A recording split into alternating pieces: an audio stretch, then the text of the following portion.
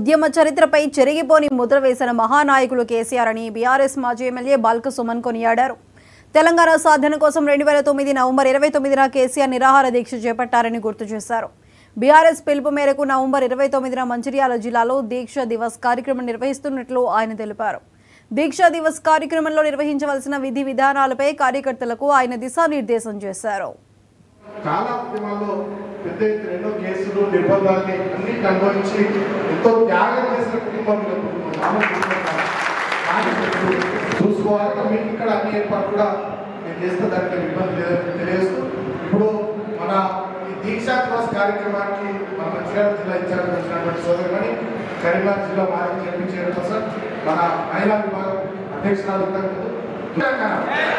జై కేసీఆర్.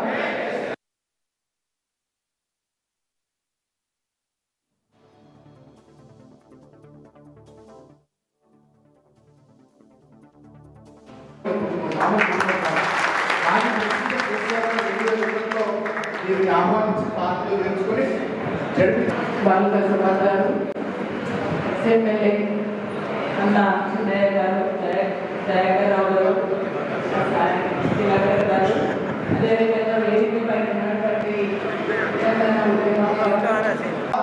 మా ఇంట్లో ఉండి మాతో నుండి మొత్తం చాలా ఉద్యమాల్లో పెద్ద ఎత్తున ఎన్నో కేసులు నిర్బంధాన్ని అన్ని అనుభవించి ఎంతో త్యాగం చేసిన కుటుంబం